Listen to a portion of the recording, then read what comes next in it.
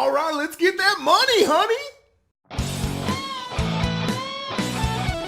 You better get fired up.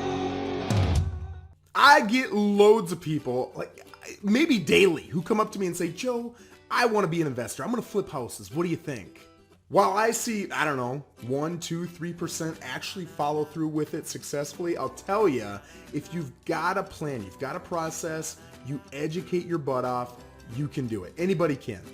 This video gives you the 5 things that you, as a flipper, need to give to that potential investor if you want to get their money. So you know me, I don't like wasting time. Let's get right into it with number 1. How much cash do you want from them? It's nice to find an investor who's got enough money to fund your entire deal, right? You got to deal with one person, you get all the cash up front, easy peasy. But sometimes if you're looking for enough money, you might need to get multiple investors involved. If you tell them you need this much money and they've only got this much money, it's okay. And the reason it's okay is you go find 4, 5, 6, however many you need, investors, and they each give what they can afford or what they're comfortable giving until you get the amount you need. Number 2, how long you keeping my money, buddy? An investor's gonna wanna know, as anyone would, when I give you that cash, when am I getting it back? So every real estate market is different, and every flipper has a different level of expertise. All right, so a simple rule of thumb is to look at the price point that you're gonna sell that home in, and how long on average does it take to sell those homes. So if we say it's 30 days, plus it takes on average maybe 30 days to close, you're looking at 2 months, and I'd throw in another month as a conservative cushion. You're looking at 2 to 3 months is how long you're going to want that investor's cash. All right, guys, if you're loving the information that I'm putting out and you want even more, go check out my Instagram handle where I've got loads of information, or you can go over to my Facebook business page and I'm gonna blow your mind with even more. All right, and then you're gonna wanna send them comps, and I'm gonna take it a step further and say explain the comps. I see a lot of realtors and investors giving the comps out, and they don't wanna do the work, so they just hand you some comps and they expect you to read into them. If you think the home that you're buying is eventually gonna sell for $300,000 and you're sending them a comp for $290,000, $300,000, and $310,000, don't just send them the 3 comps.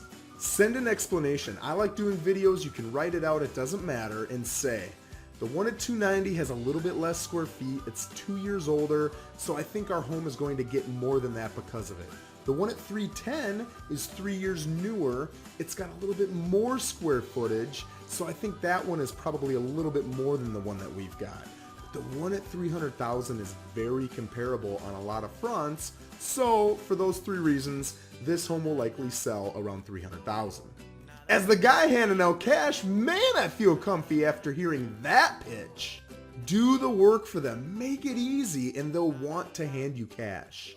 On any flip, you're gonna have some sort of repair or update that you want to put in that home to make it better and more marketable.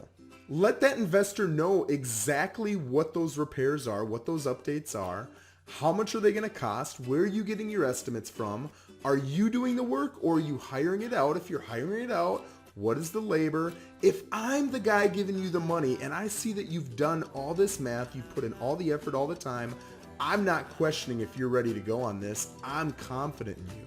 All right, last but not least, in fact, I'd probably say this is the most important of the bunch, is the ROI that investor can expect to get when they eventually get their money back. So the money that they're getting back, you should tell them the cash amount and a percentage. All right, so let's do some quick math just to give you an example. And I'm making this up on the spot, so we'll see how good my math is. Let's say the home that you're looking at is going to eventually sell for $300,000. Now you figure conservatively, you're gonna lose about 10% on all the closing costs, bringing it down to $270,000. Then you're gonna have repairs and updates that total $30,000. That puts us down to $240,000. Now you wanna make $20,000 on the deal, and you're gonna offer the investor $10,000. That's another 30 grand, so now we're down to 210. You're gonna need the $210,000 plus the 30 for the repairs and fixes for a total of 240. You're offering them $10,000, which is just a hair over 4% for their ROI. Now, if you're looking at 4% and you're comparing it to, I always look at an S&P 500 index fund, right? And you're averaging maybe 10% a year. 4% sounds dismal. But you gotta remember, folks, the timeline was 2 to 3 months. If I can repeat that process as the guy giving out the money every single 3-month period, I can do that 4 times. I can make 4, 4, 4, 4. I can make 16% of my money. I'm digging that number. Those are the 5 things that if you give them to an investor will up your chances of getting the cash and will make for a better long-term relationship with that investor. If you like this video, please go down and hit that like button. If you loved it, man, would I appreciate a subscribe. And you guys, stay fired up.